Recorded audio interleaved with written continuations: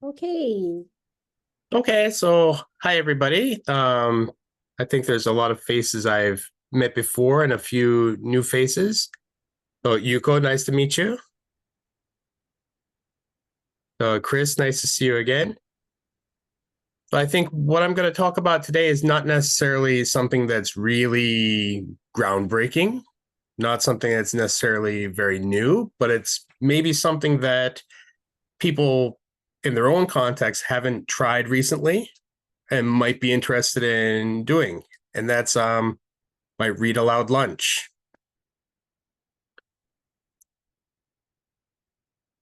So I was going to say, like, why did I get into this? But maybe I should first tell you a little bit about my university. So I'm at Shokei Gakuin University, and it's a small school in Miyagi. So we've got about maybe 1,800 students, including the undergrad and the one or two graduate programs. And this may be true for a lot of campuses, not so much so for in my hometown, but students live really far away from the campus. So there are no dorms on campus, there's no apartments near campus. Most of the students commute from home or they have an apartment that's in Sendai. So they have a 30-minute bus ride to campus, even though they're getting an apartment. So that kind of influences how things work for activities and whatnot on campus. But now, as far as ER, so I've been involved with the ER SIG since about 2017. And that was the first time that I knew the name extensive reading. But for my own French learning, Japanese learning, I had been reading lots of books. So I had been doing extensive reading myself, and I saw a lot of value in it. I just didn't have a name for it until 2017 when I went to a JALT conference. About 5 years ago, I moved to Shokei Gakuin University, and I found that they had an ER program. So back when they were a women's junior college, they had an ER program. And thanks to that, they have a great ER library. They've got tons of books, all different kinds, all different levels. But there isn't an overarching program that's using it. One or two teachers might have some extensive reading in their class, but we don't have a program. So that great library is not getting used. And I would like to see students doing it a little bit more. Also, our students maybe had a little bit more English skill in the past. With the declining student populations, the kind of difficulty to get into other universities has gone down. So our competition with other bigger universities has increased. So students who can do English, can do other things, are usually going to other bigger universities now. So we're getting more and more students who have less and less confidence with English. So as I know, and as most of you know, ER can be a great way to get started and realizing you can understand something, you can do something. So I wanted to get something started on campus with my students. And at about the same time, we have something on campus called SIPS. This is actually throughout Japan. It's a program that has a terrible name because you have no idea what it means from the actual acronym. SIPS, meaning Staff and Student Initiative for Promoting Study Abroad. I don't know any Japanese students that will actually get this. Ryugaku is nowhere in the name. So unfortunately, it's a group that has a handicap in the naming, but their goal is to get both the administration staff, the teachers, and the students working together on campus to make more people think about doing study abroad.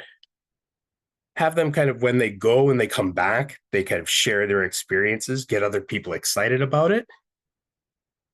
And 2 years ago, I became a member of that committee.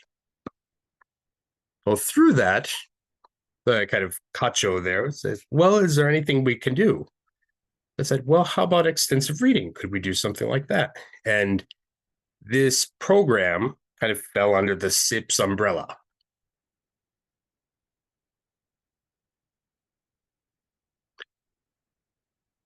Yeah, the title of this was Read Aloud Lunch.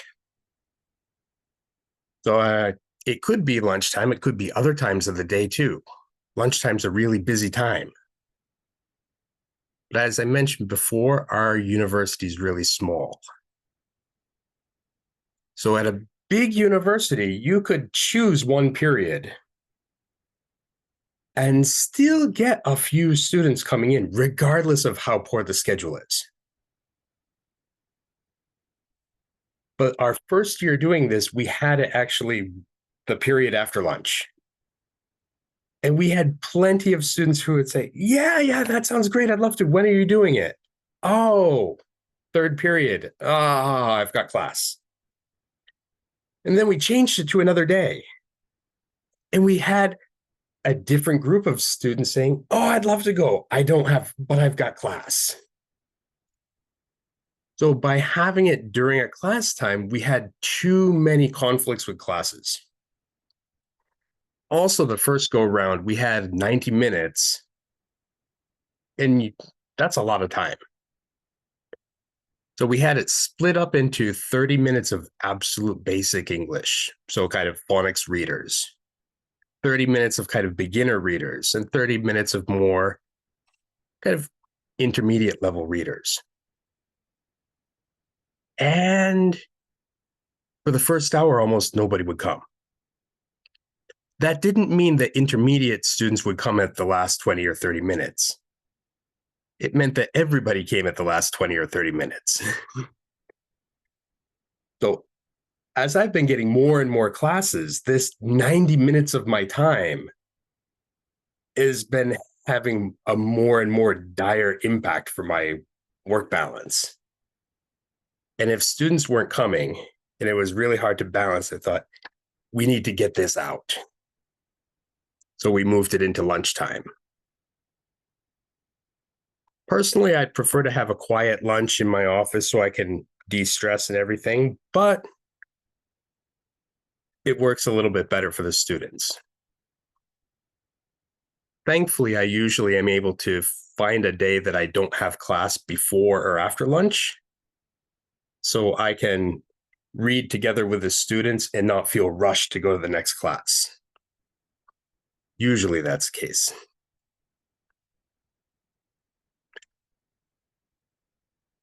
So now it's a small school, so we never really expected to have 20 or 30 people coming to read aloud. That would be uncomfortable anyway. One person with 30 people in a room. So our goal is maybe regulars of about 10 or so people per week.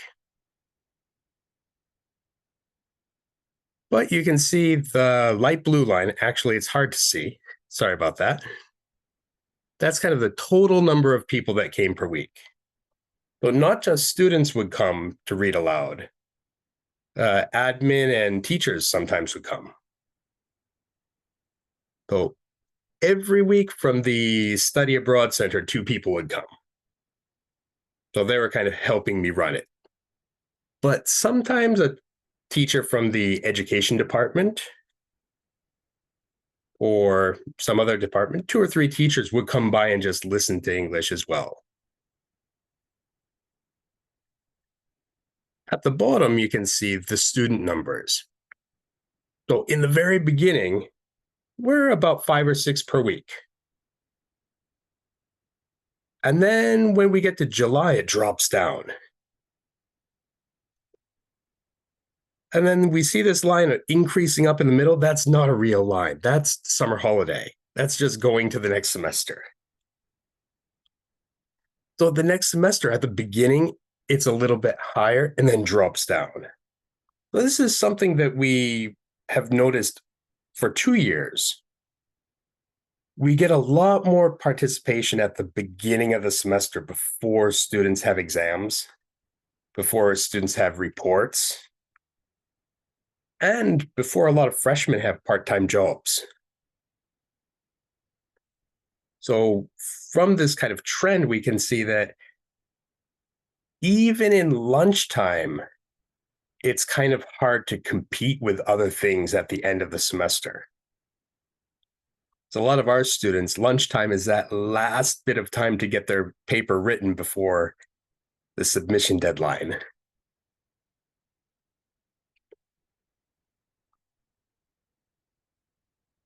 But some of these, we'll come back to that in a little bit, but here's some of the kind of books that we would read together. So some of them were really simple books like Waring and McCall's Cengage Foundations Library. And usually if we read something like that, we might read 1 or 2 books during the time while we were having lunch. So I usually try to have something like MPI Reading Library, something really simple, or something like Foundations Reading Library on hand to give the students a choice if they wanted something really easy that day or something a little bit more difficult. Because with only 30 minutes for lunchtime, we weren't going to split it into levels anymore. So I just brought enough books every week to cover every level and said, which one would you like to read today? Now, some of these, like John Doe, which is a mystery about a killer with amnesia, or The Elephant Man, some of these books were kind of in depth. So we would actually have kind of part 1 and part 2. So if you're really interested in the story, come back next week. And weeks like that, even kids who had come the first time, they weren't regulars, they usually came back that next week because they were interested. Well, is he going to kill her? What's going to happen to this poor man? Is he going to get happiness? So that kind of compelling part of the story did bring them back.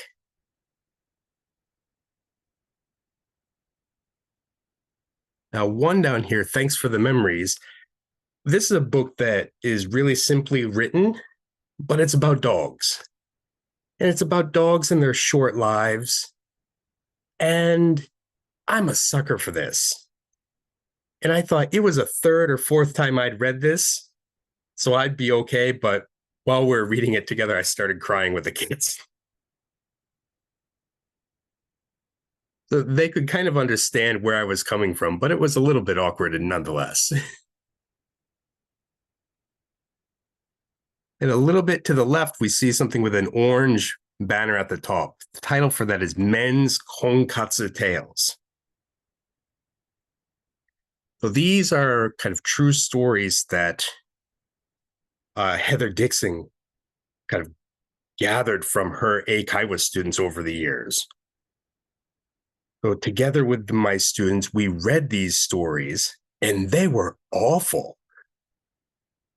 And we would just read one short story about kind of an older man basically looking for a maid instead of a wife. And then maybe about 5 or 10 minutes grousing about that guy.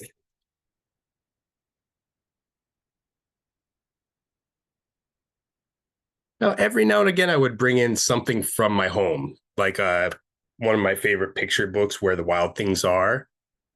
Or in the wintertime, we usually read the poem, Robert Frost's poem, In the Woods on a Snowy Winter Evening.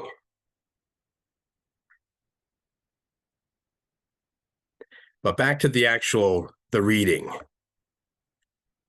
So you can see some international flags in the window.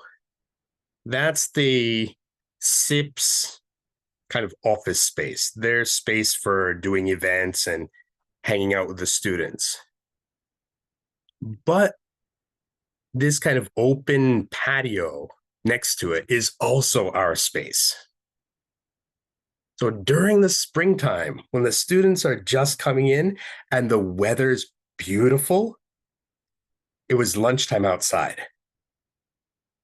And this is one reason I think we had more people in the beginning of the semester. Because you can put out a poster, you can send a message on an LMS, but there's so much information going out in announcements that most of our students don't read any of it now. But physically being outside and reading while people could walk along this lane and see something going on made it really easy for people to just drop in. If you look kind of closely, you can see some of them are eating. The one on the left, actually, I think she was eating a crepe. Oh, in the middle of the story, she kind of forgot about the crepe and dribbled caramel all over her pants. But the kitchen truck for the crepes is just on the other side of this building. So it was really easy to go get something to eat, get a coffee, get something, come back and join in for the reading. So having this outdoors was really great in the spring.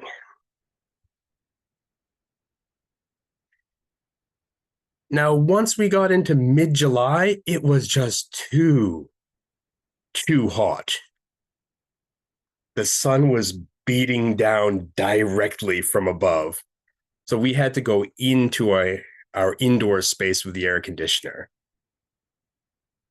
That kind of reduced our visibility enough. So this person here on the left, Haruka, she's one of my Zemi students. She's one of our regulars. These two guys on the bottom part, they came because they were failing my English communication class. So I agreed to give them one homework assignment for each time they came. So they would listen to men's Konkat's tales with us.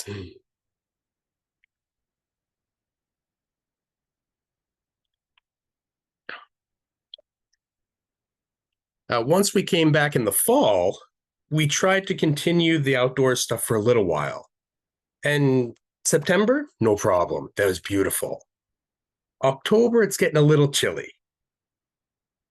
November in Miyagi, that's out. So we were back indoors by November. But for us in September, we got 3 study abroad students that came in. So one of our regulars was one of our Chinese students who had also studied English in her university. So this was kind of her time to connect with some of the other students, but also do something a little bit easier for her than regular classes in Japanese.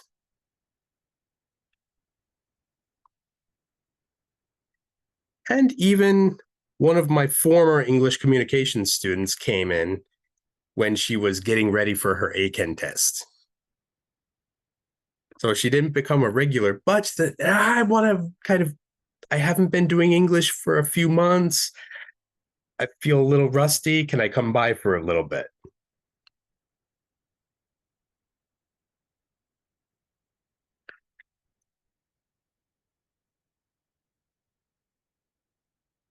But there were plenty of times when it was me and the staff with no students, especially right before exam weeks. Now, getting the word out is one definite thing that we need to do more. Now, we have posters, but I think for us really to get the word out, we need something that's not text. I think we need something that's audio. We need something that's video in order to get students to notice it from the big storm of text information they're getting.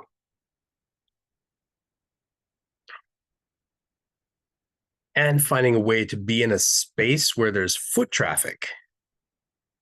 So when we were outside, people came.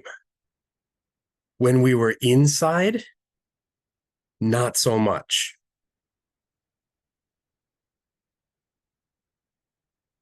Now, I didn't talk so much about this inside space, but this room was shared with the volunteer circle. So kind of there's a partition right behind my back in the bottom right picture. And there's about 3 tables with maybe 6 or 7 university students planning for Gakuin, planning for some kind of event, sometimes arguing with each other. So because we were in the kind of further into the room with behind partitions, that visibility was even lower. Like you might be able to see us through the window, but through the door on the way to the cafeteria, you only saw the volunteer group and not us.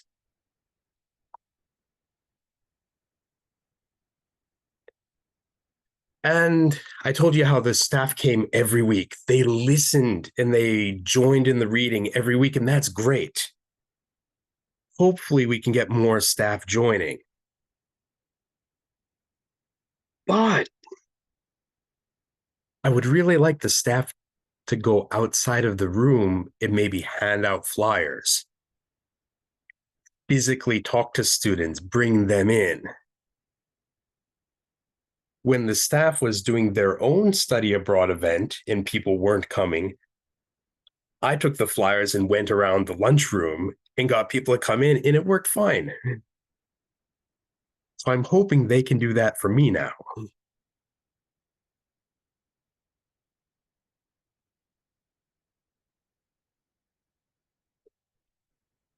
And that visible space is something important, but comfortable is also important. So, for example, the library is a great place. It's near the books. But our library has so many rules. You can't come in if you don't have your ID card with you. You can't come in if you don't have spare shoes to change into. Yeah, so it's an indoor shoes only place. So just with those rules, students are kind of like, I'm not so sure I want to go there. And on top of that, no food, no drink. So for lunchtime, it's out. And we've got a nice place with sofas and beanbag chairs called the Learning Station. They've got a coffee machine there. That would be great. But it's on the second floor in one academic building. So it gets no foot traffic during lunchtime. And the person in charge of it said, you plan on people having lunch there? No. Coffee's okay, but full-on lunch is against the rules. So it looks like we're going to be in our current space for the time being, but hope maybe we can work something out with the people next to us. I would love it if we could change spots because that volunteer group, they get together anyway, and they don't need the foot traffic or the visibility.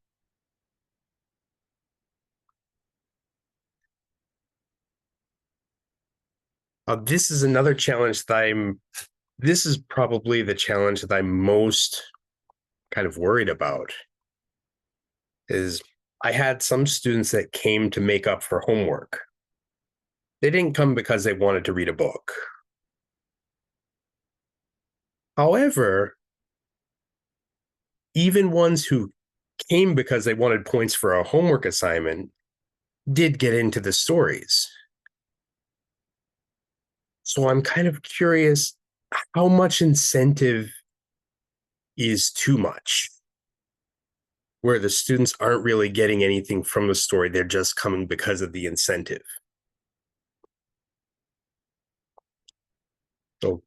bonus points for homework, maybe going to see 3 books for 1 missed attendance, I think that might be workable. However, right now, I don't teach any required English classes. I didn't mention this before, but most of my English classes are for an intensive course. I see them already for 3 hours a week. And they've got another teacher for another 3 hours a week, plus the regular required classes. So by the time they've done 7 to 8 hours a week of English, they think, nah, I'm good. So I'm thinking of this mainly for these students who aren't in the course. Now, SP is our Shokei points. Basically, you can collect points by volunteering for on-campus activities, going to lectures, seminars, being involved with campus. And after you get so many points, you can trade them in for tiny. So I think it's maybe 30 SP can get you 1 tiny. Which I think the school's idea of getting the students kind of incentive to be more involved on campus is pretty good. And maybe it might be worth the paperwork and the pain in the ass to do this program so that some students who feel like, well, lunchtime is kind of busy, I give them that extra nudge to feel like, well, maybe this could turn into a 1 time to help me out. So this is something I'll have to think about really quickly because the deadline to apply for the SP point is in March.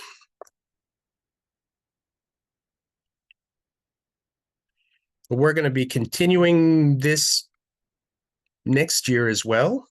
And I don't see it as being a weekly thing, but we have a satellite campus in the city. And I might be able to do something quarterly or monthly there, doing read aloud for people, just not students, but people within the city. But I got to make sure that I get all my other work done first.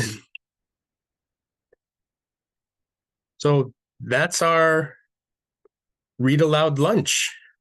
So thanks for dropping in. That's all from me.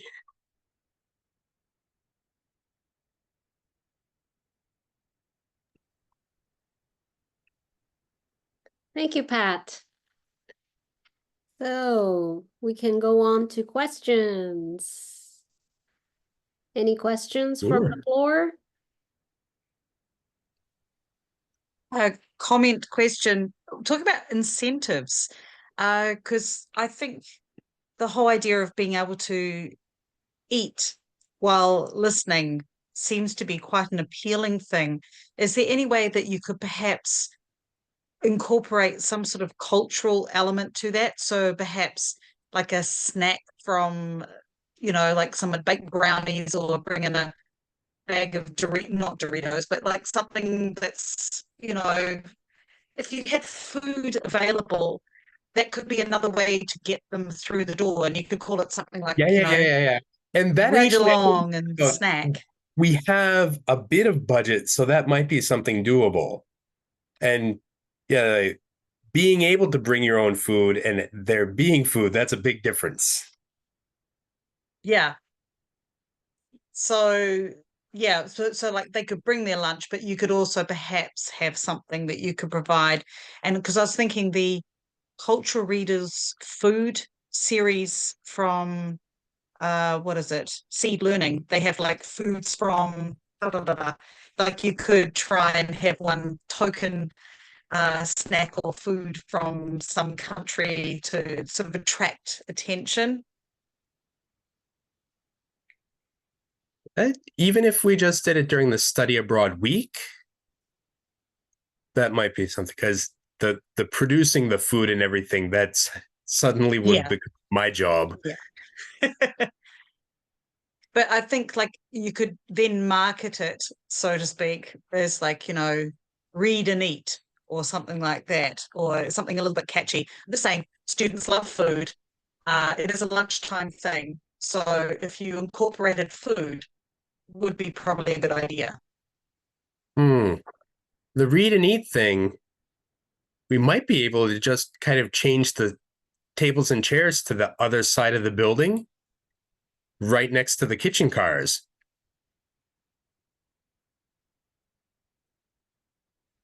Like, maybe it could work out something that they get a discount if they're in the reading. That's actually a really good idea, discount or something like that. But definitely food. I mean, students love to eat. And in terms of incentives, I'd say that's probably top of anyone's list is going to be being able to eat. Yeah, it's definitely a short-term incentive that kicks in that day. Yeah, thanks, Sandra. But the also you talked about SP points at your university. I think that sounds like a really, really good idea. If you had some sort of cultural food element or something, that's also another reason to be able to, you know, uh, incorporate some sort of reward for being involved and learning about a different culture, that kind of thing. So, yeah. The SP point, I was kind of turned off on it at the beginning because my first year at the university, I did a program that used it. Mm. And it was just kind of a speaking lounge, come and talk. And I had to take attendance of who came. I thought, this is just for people that want to come. And it was more paperwork than doing stuff with the students. Yeah. But I've learned how much tying can motivate our students. It really does. Food and getting something for nothing. Top two things for every student, right?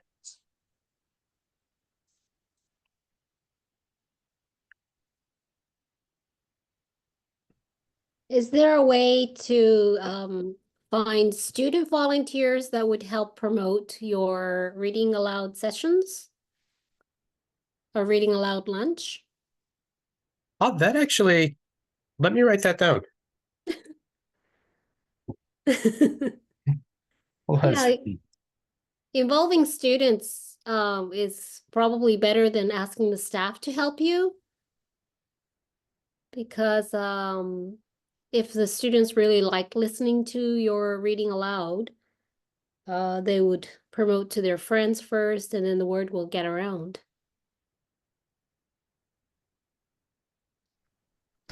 And also, there's always a certain number of students who like to just do some volunteer work. And they can also get something more by listening to you every week. Hold on a second. The only paper I had was tissue paper, so I'm just typing it down right now. You would definitely remember what that was. Right. This was. Yeah, I tried to write on it. I tried to write on it, the pen just ripped right through it. Yeah, that's not gonna help. But I've got it on the computer now, so I'm Right. And also for flyers, you can ask the students to create it for you, because a lot of the students right now are really good at making like stuff on their smartphones using free apps. And it's more, it's more appealing to students that their same age. Yeah, right now they've been using the same kind of static flyer for each week, kind of same bat channel, same bat time.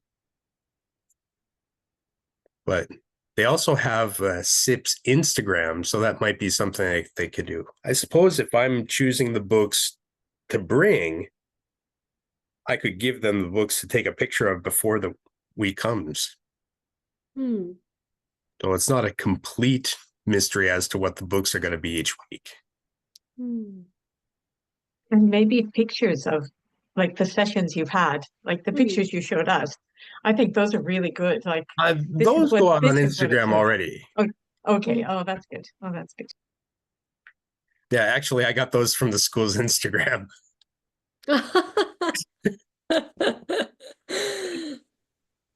Have you thought of having students read?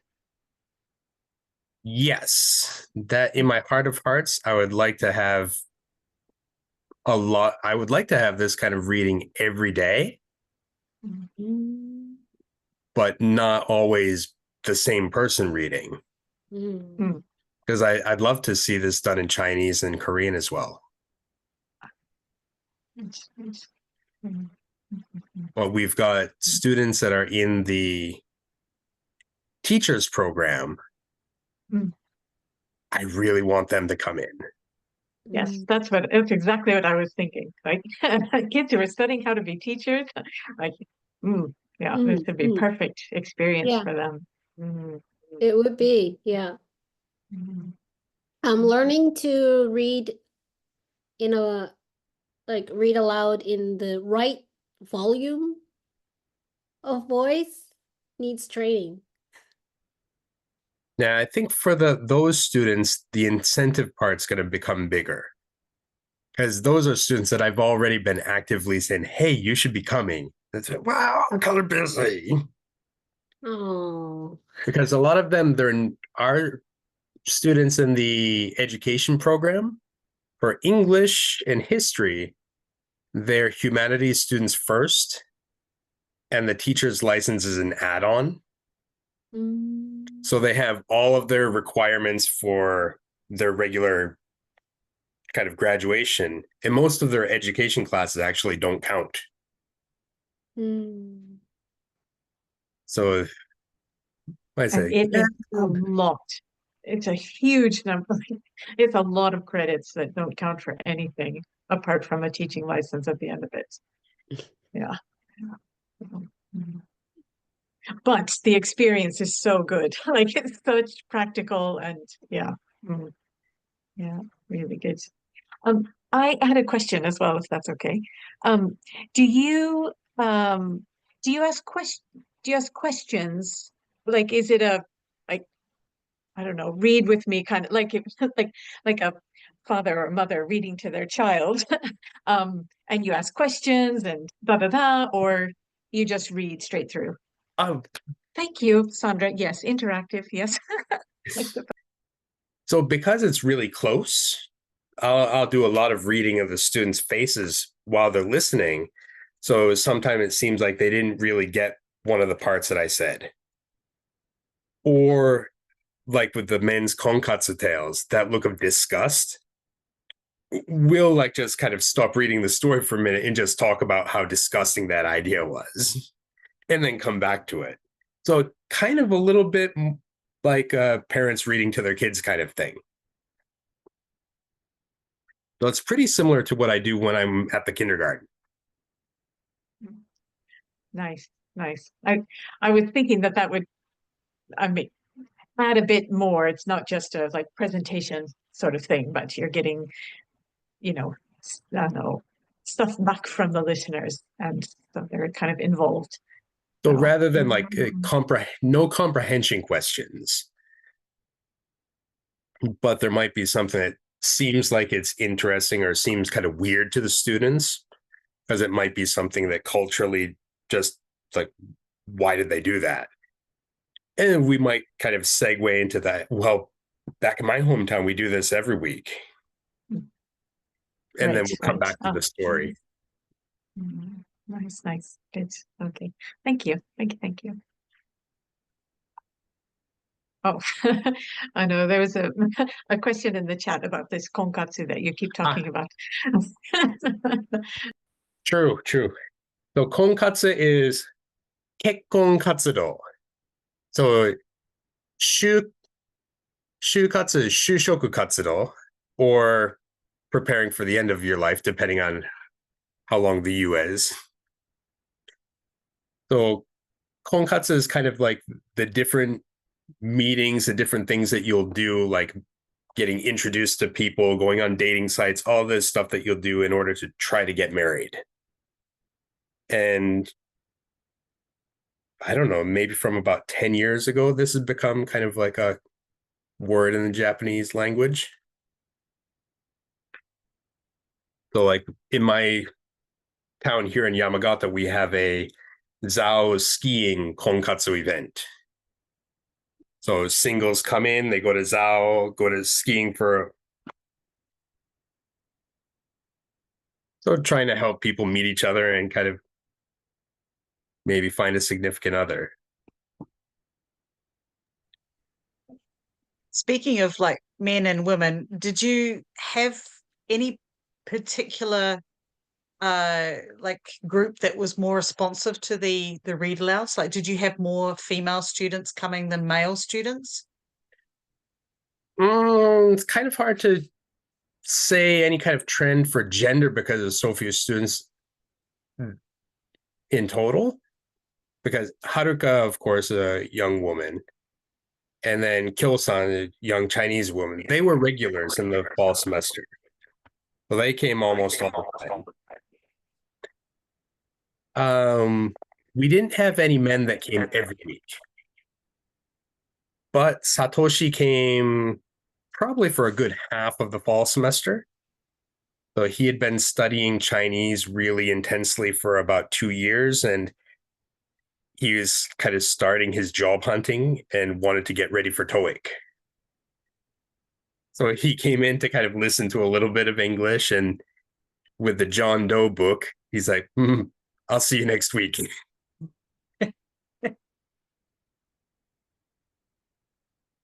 I think there's also women's konkatsu tales in that Yes. series. So I think the it might men's be one was more interesting. cringe. Oh yeah. There's also I think salarymen's I think the title is Tales or- Salarymen Tales, but it's all just like embarrassing things that you couldn't tell anyone else. You could have like a theme, like, you know, around Halloween, you could have a spooky story. Around That we did. Valentine's Day, there's Valentine's Day stories from I Talk, You Talk as well, that kind of thing. So Christmas and Halloween, we had themes like that. But in the summer, I was just kind of trying to figure out who was coming regularly. Did you get any requests from students? Oh, sorry. Sorry, Suzuki-san. Sorry. Hi. Hi, It's my Yuko. first time to join in. So thank you for your story. It was really great. I have a question about have you ever asked the students why they come? The comment, like, that's very common in Japanese way. Japanese people like to know what others, think. And you can ask them and you can just put it on the Instagram and, that's going to be like a very good promotion, I thought. So have you ever Well, asked like- them? The staff generally kind of have a exit ticket for the students every week. And part of that is like, what did you think of the book? About the book, but not about Yeah. the read aloud experience. Well, it's more about the book, I think. But I think asking them why they chose to come might be another good Mhm. question. Well, Yeah. Let me open up the writing tab and write that as well.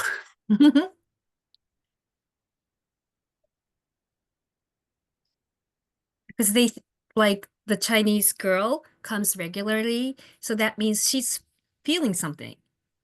And, it's really helpful for us, for you to know why she comes. And then, I don't know, but then the other Japanese students might feel the same, will,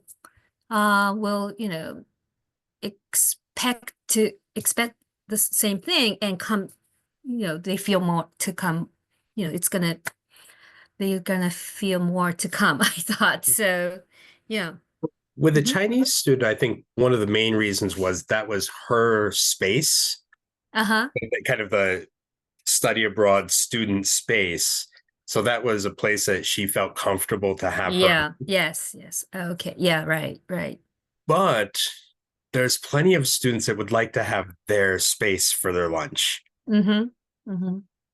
So, like you said, the reasons for coming, Mm-hmm.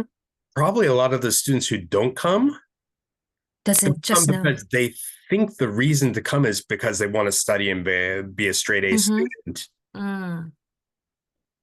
And But a I lot, thought that you have the conversation, English conversation with the students. So maybe the students like to, communicate with you in English, and other students don't know about it yet. So if it, the Mhm. actually, to be honest, the conversation part, Mhm. I couldn't tell you how much of that is in English. It's okay. Like No, maybe they will not like feel embarrassed. I just don't, because the focus is on the reading. okay. Yes, Any of kind of course. speaking about that usually just depends on what the language used by the student is.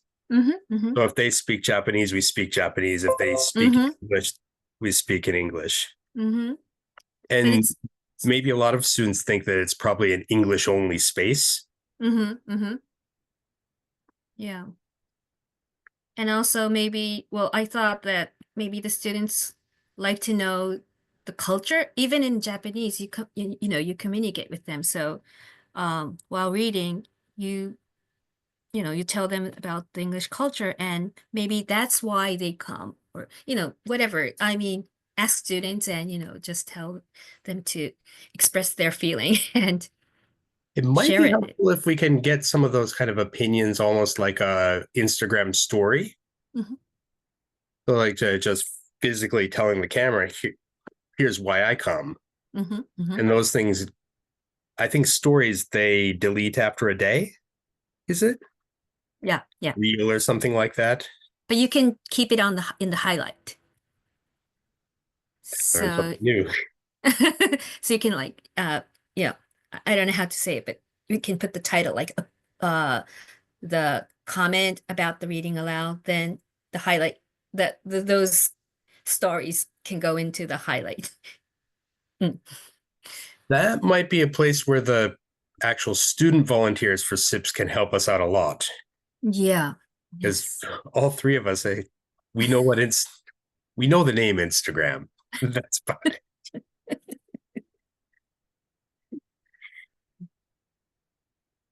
Mm. Oh, this is great. This is good timing for me to do this too, so I can kind of be excited about next year.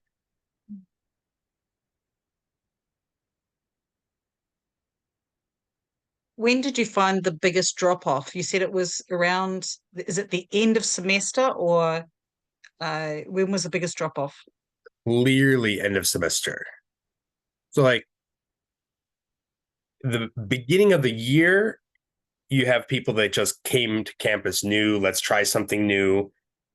And then it drops off from there. And maybe mid-July, right before Umi no Hi, students are starting to realize they're failing classes and stuff.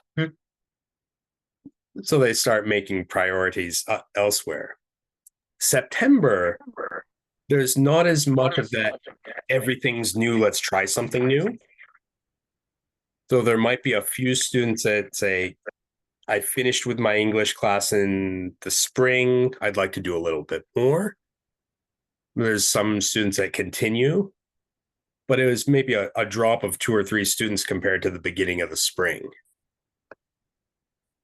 I wonder if you could try and market it as some sort of listening practice for exams, around the time that they would be doing Aiken or TOEFL or IELTS or whatever, TOEIC. It could, just spark something in one of the students, just saying, oh, it could be extra practice for me to be in a safe environment to practice my listening skills. You don't have to market it like that every time, but perhaps target those times when they are busy with exams. Maybe they might think, that might help. Yeah, I think maybe like how it's been in just kind of a static announcement, the same announcement every week. Probably by the fall semester, it became invisible to the students. So kind of changing it up depending on the season, depending on what's going on in the students' lives, could help them actually notice the announcement a few more times, probably. And like you said about having the student volunteers being involved, who are very social media savvy, who can make quirky little posters or, social media posts, that could be exactly the kind of thing that would keep it more alive. And then you don't have to do it as well. Yeah, that's a big one.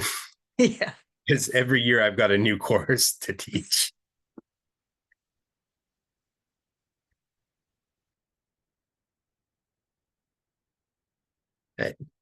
Not every time, but there have been a few times where one of the students would read for a little bit. So I read, then, all right, how about you try now? And when Satoshi had come for English, I mentioned to the Chinese student, he's actually been studying Chinese for a lot. So would you read this Chinese graded reader for about 3 minutes for us? Other than Satoshi, the rest of us are clueless, but wow, you sound so much more confident in Chinese than in Japanese.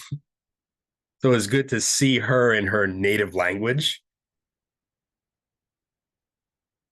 So I really hope we can get this expanded to other languages in the future.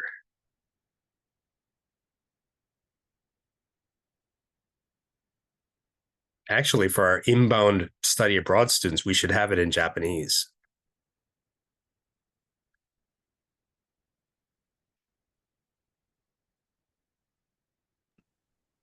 Do you have those books, like graded readers in other language at your university? I've started picking them up in Chinese, and I've read about some in Korean that were maybe just published last April. So Korean, there's not that much available, it seems. But next time I get asked to make a list of purchases for the library, those are kind of high on the priority list. That would be interesting. Kimberly can recommend some Japanese graded readers.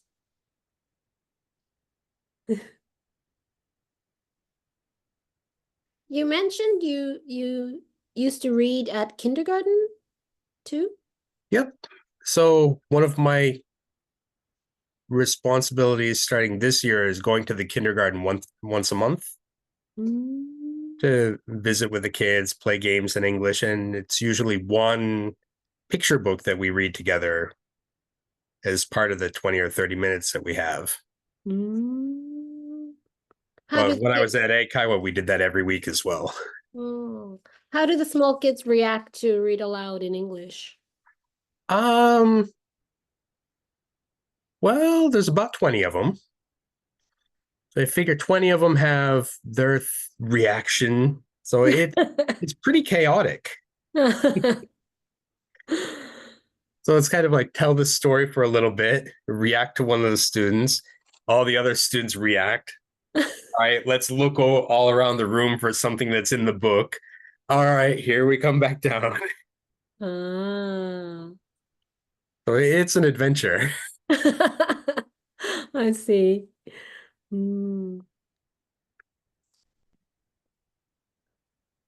It's usually something like, say, the giant turnip, or is something with a fair bit of repetition. And you'll have one or two of the kids go, I know that book.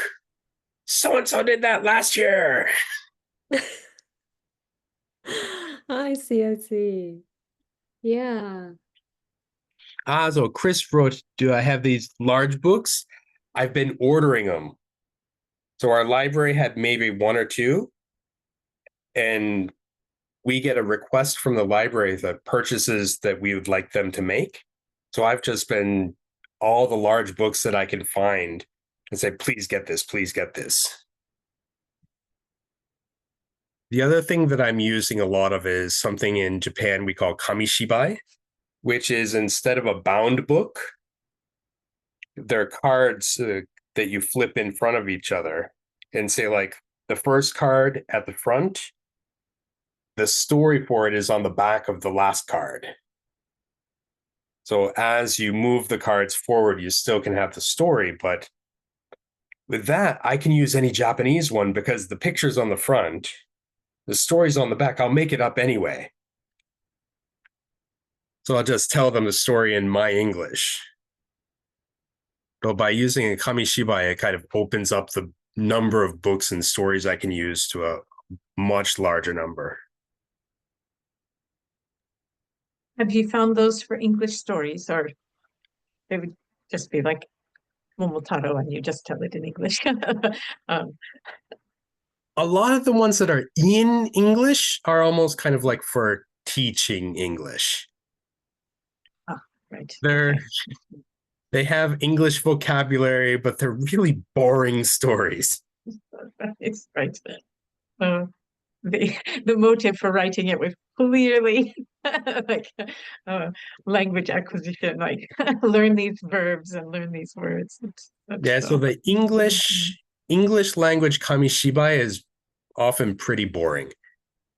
But for the big storybooks, like Five Little Monkeys Jumping on the Bed, Brown Bear, Swimmy, these types of books, those are all great hits.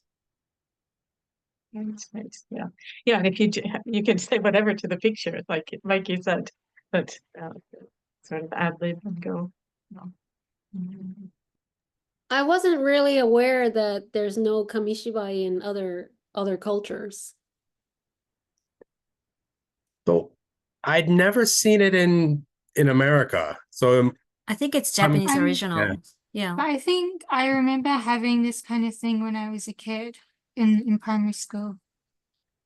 I feel like it's familiar to me when you described it. So maybe we have something similar in New Zealand.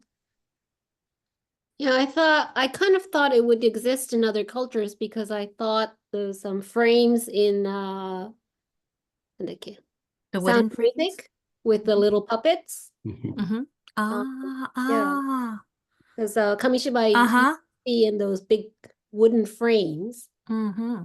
and then it's not like flipping, but you kind of take it out from the side and then change the pictures. Are you aware of those Japanese cultural Kamishibai thing long time ago? I don't even know it in real, but people used to come to parks to tell those Kamishibai stories. like they'd have the frame on the back of the bicycle. That's Mm, right. That's right. Yeah. Exactly. Yeah. yeah. And so what the people did was just they would tell the story, but while the kids are listening, they get to buy little candies. And that was probably the budget of the Kamishibai people. Yeah, Which that's is right. why You got to go at I 8. just that's what I was just saying, like eating and having stories read aloud. It's a culturally quite an appropriate thing to do in Japan.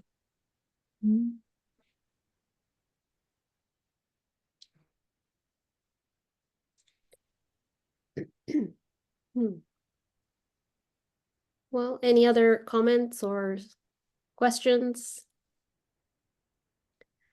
Because it's already an hour.